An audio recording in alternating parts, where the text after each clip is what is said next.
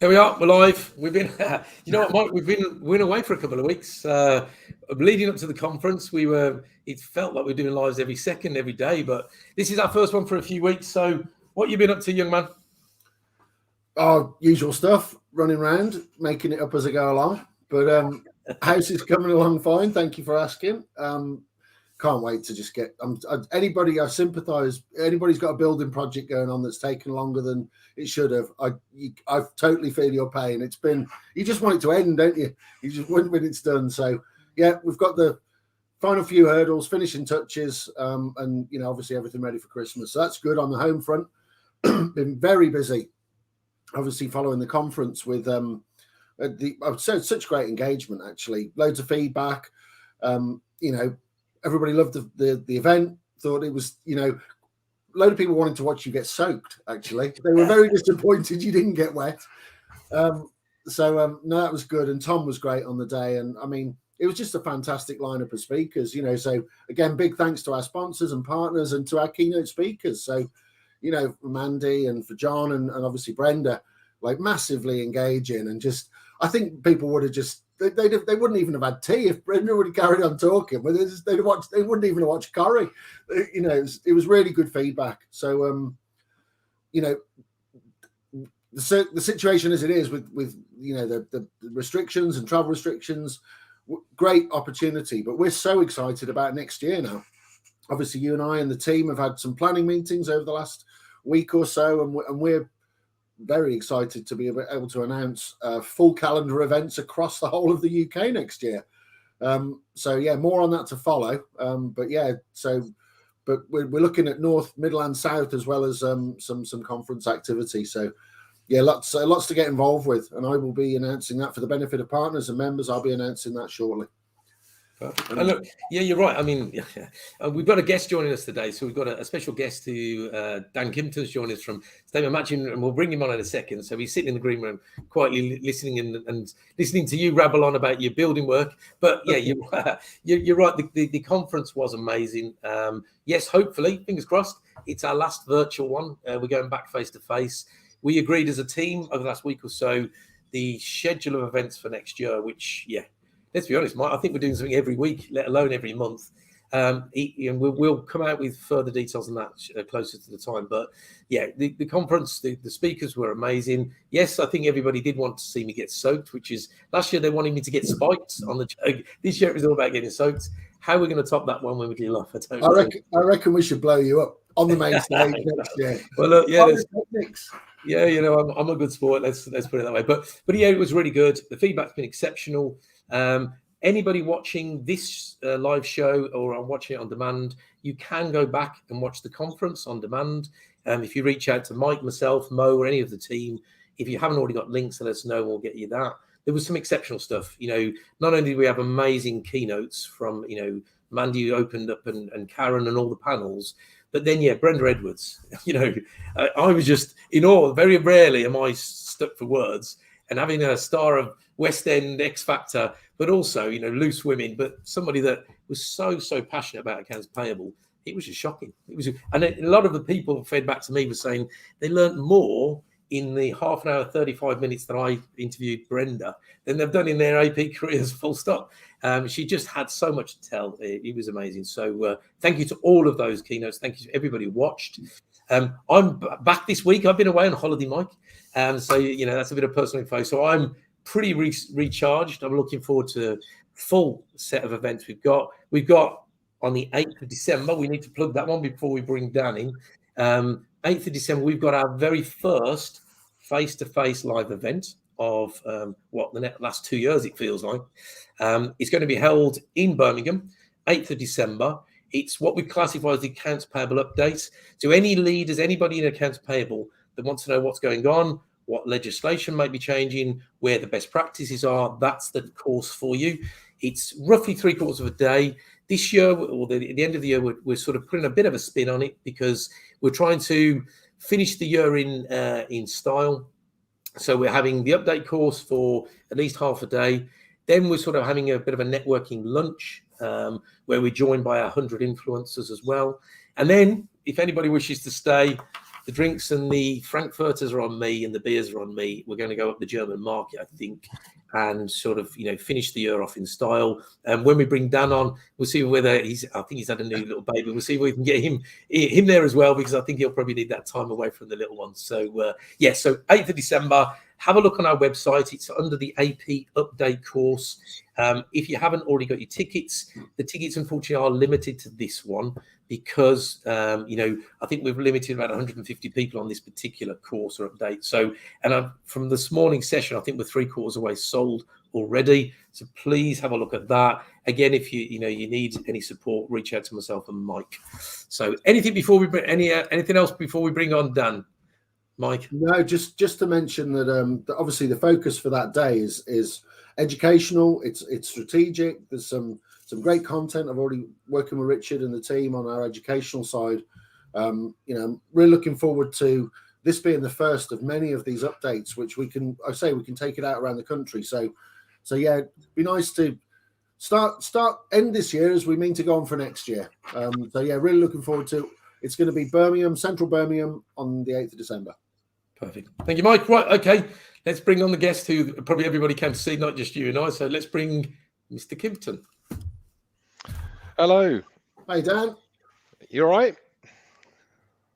Very well. You look amazingly refreshed for a man who's just celebrated the birth of his second child. I know. Well, this one actually sleeps. Unlike his 2-year-old brother, who didn't sleep for the first 5 months, needed feeding every hour on the hour.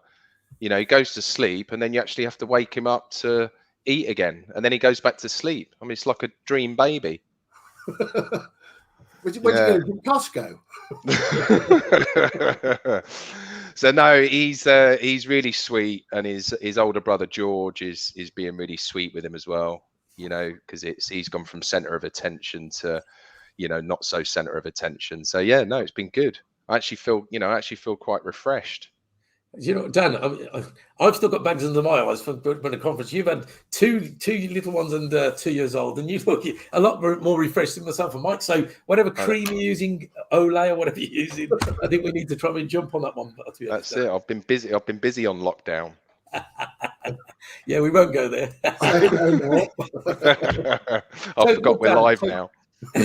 So for anybody that doesn't know who you are and what organization you run, do you want to give us an overview of statement matching, if you don't mind? Yeah, sure. So hi everyone. So my name's Daniel Kimpton, and I'm one of the co-founders of a company called statementmatching.com. So if you don't know statement matching, or you've not come across us, we've got a cloud-based application which automates the reconciliation of supplier statements. So which, if you're in accounts payable, you'll all know what a supplier statement is, and you all know what a lovely task it is to reconcile those supplier statements every month and check that your ledgers are accurate. So we've got a system that automates it. You can receive statements from suppliers, in any format, PDF or Excel. They come into your email inbox. You don't have to do anything other than forward them onto an email address that I give you, and then they basically go into statement matching. They get automatically reconciled, and then you can log in and just manage the exceptions. So to be fair, people in accounts payable and your audience for APA, they love it. It's a really nice system. It's lots of bright colors on there, so it's like a happy place to do your statements. Do you know what's funny? I mean, yeah, thank you for that, Dan. And we obviously worked together for a few years now, and you're right, your dashboards are really bright, but the quality of the data is exceptional. Brenda Edwards, who was at that conference, the star of Loose Women, the bit that everybody focused on was statement recs. She said, I love to reconcile statements. She's I won't let things not balanced by a penny and whatever. And I thought, we spoke, and I went, look, just give Daniel a call and he'll sort out you. And she went, no, I want to do it manual. I want to do it tick and bash. I went, those days are gone now, I'm afraid. No, some people actually really do like it. I think, it's just the attention to detail and the satisfaction of getting through like a 10-page statement where they've basically just ticked them off. And it's like, yeah. So, I mean, you can, people can carry on doing it manually if they like it that much, but normally they haven't got time. So, yeah.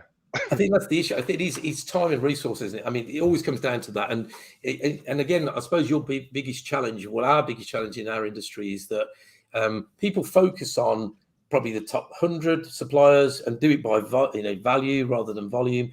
And then the risk is in the extra ones they don't get to, and that's where you can ensure. The long tail, yeah, and that's the whole thing with it. So yes, most of my customers do focus on the top X because they're the ones that they want to reconcile every month. They want to make sure that they're paid on time, liabilities are correct, etc., etc.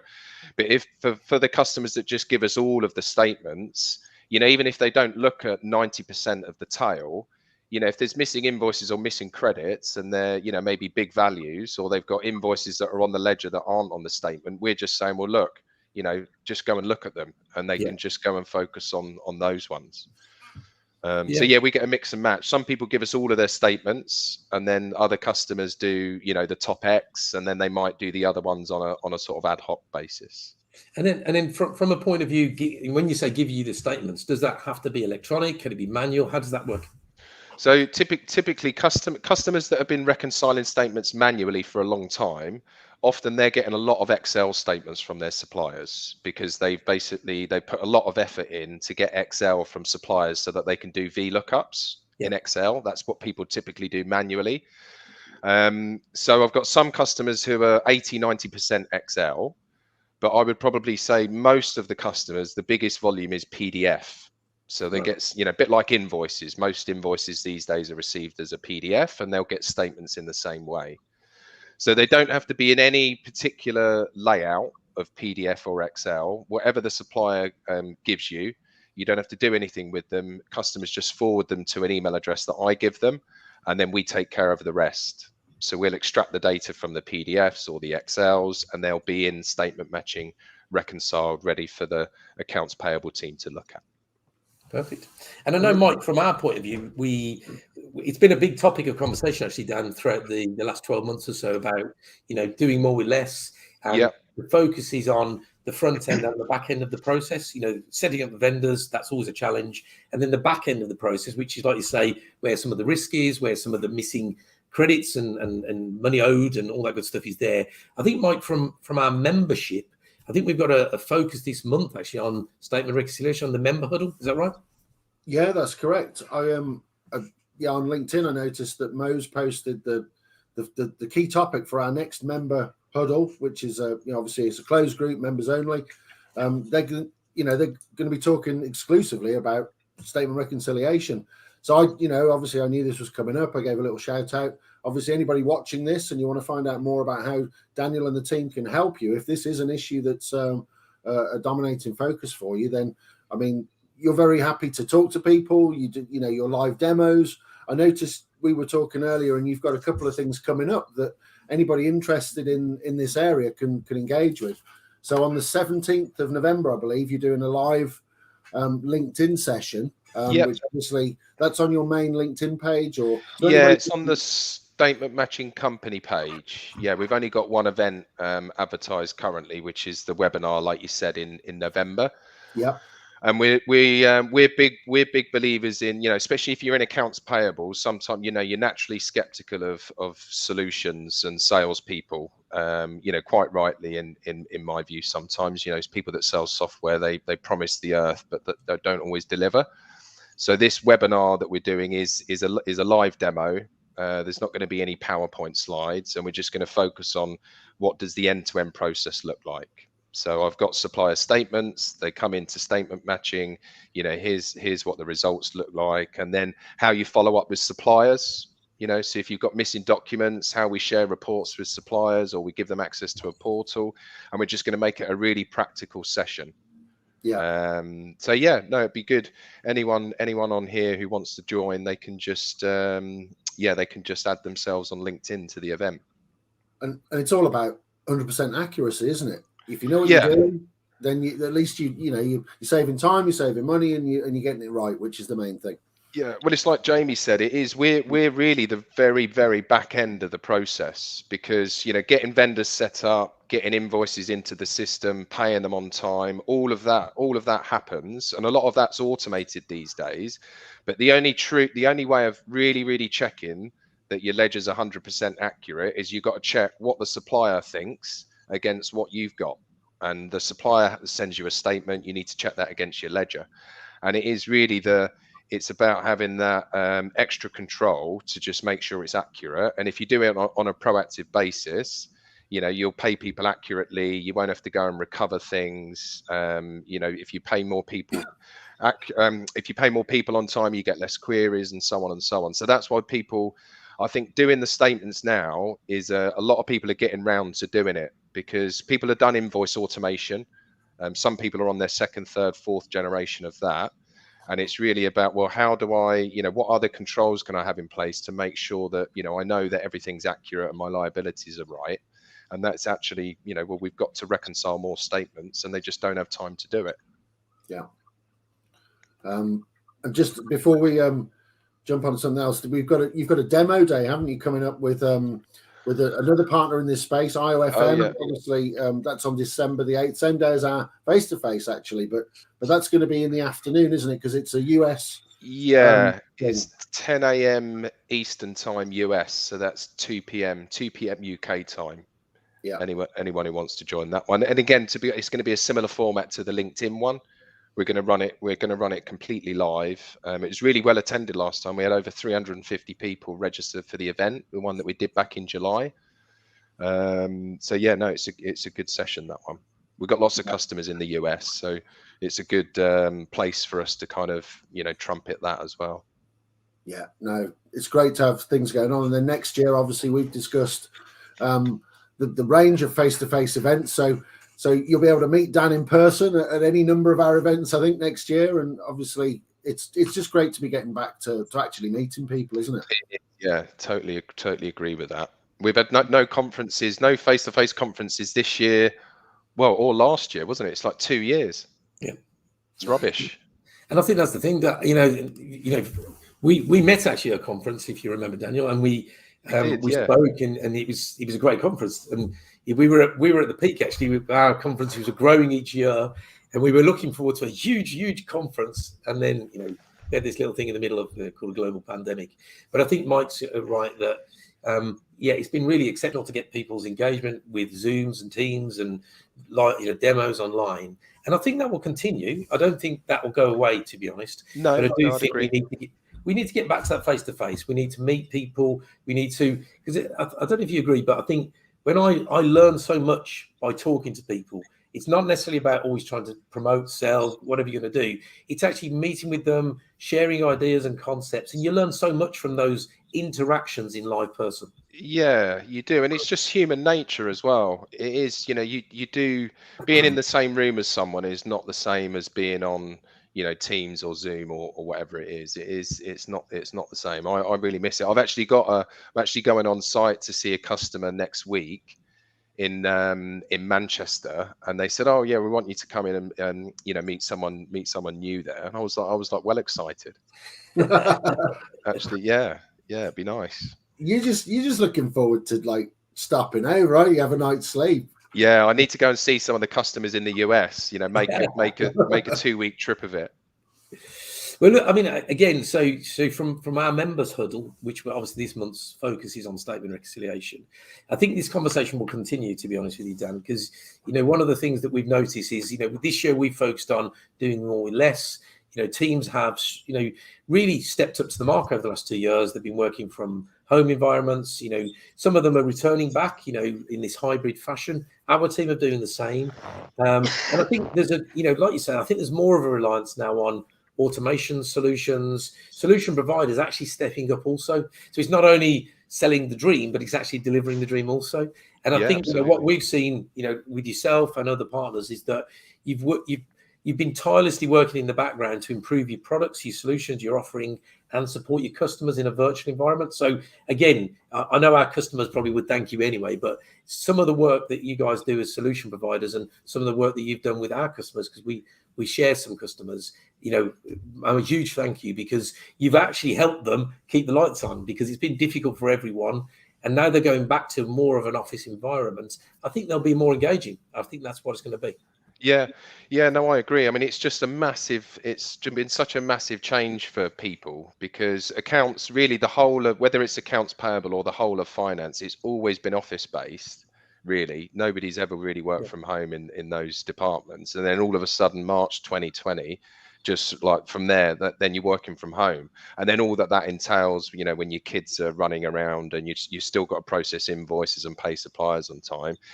You know, it has been a huge, massive change. And I think what I see with people that work here, and also with customers as well, I think some people just want to go back to the office and they'd like to be there full time, and then other people, you know, they're the opposite.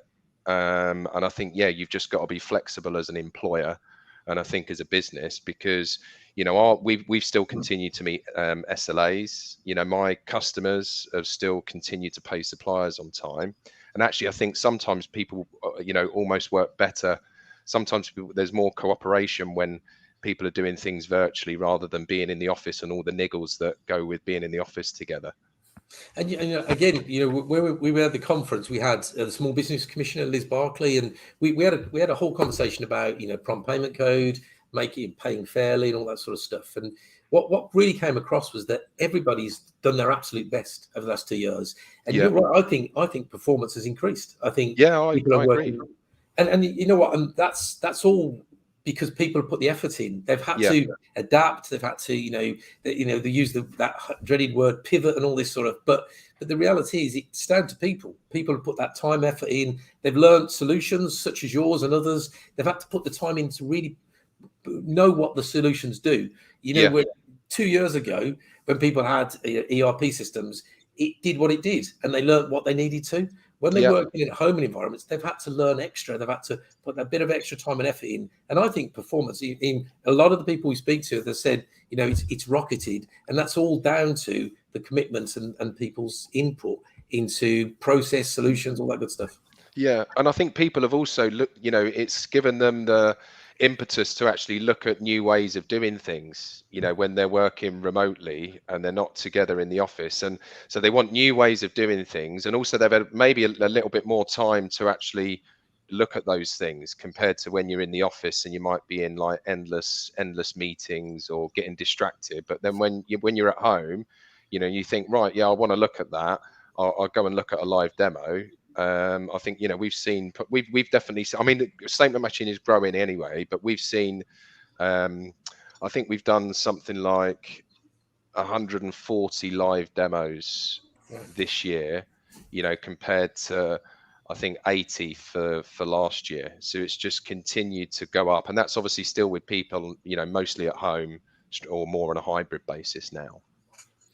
So no, it's been good from that point of view. And I mean, I pretty much work from home all the time anyway, because the customers are all over the place. We don't really go on site to do live demos. You know, we do that all via Teams most of the time, and we go on site for some customers in the UK. But otherwise, sort of used to this way of working, really. Yeah, I think it's been an eye opener, isn't it, for a lot of people to work from home. And actually, now that people are going back to hybrid environments, I think they like that balance a little as well. Yeah, so they're still finding the feet a little bit. But again, you know, we part of the conference, and prior to the conference, we had a couple of sessions about mental health, well-being, and I think people needed to get back into environments for their own well-being and mental health, to liaise with people, have the coffee and the tea chats, and I think that's leveled things out as well. So I think we will see hybrid working for a period of time. Actually, I know the government are trying to get us all back to office environments, you know, and it's all up in the air a little, but I think most organizations are looking at this hybrid because it's good for well-being, it's good for productivity, and actually, and I've said this many a time, Dan, that 2 years ago somebody had said that in the entire AP functions will be working from home, you know, within a day or two. I'd have just said, you're absolute crazy. And it happened. It did.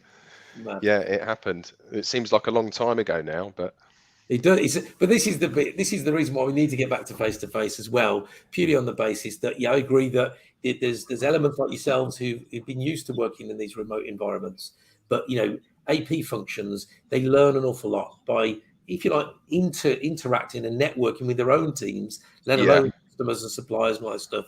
And I think that's what people have missed. And when we had our conference, we had a small audience there, only a few people, but actually it was lovely to see their faces, the the interaction. They were watching the live stuff. They were getting involved in the day as well. And that's why we just can't wait to get back to face, 8th of December. But we've also got a big schedule for next year, which I'm pretty sure, Dan, you'll be attending one or two of those. Yeah, I'll definitely be there next year. No, looking forward to it. It should be good. And we'll make sure Mike puts his card behind the bar. Let's put it that way.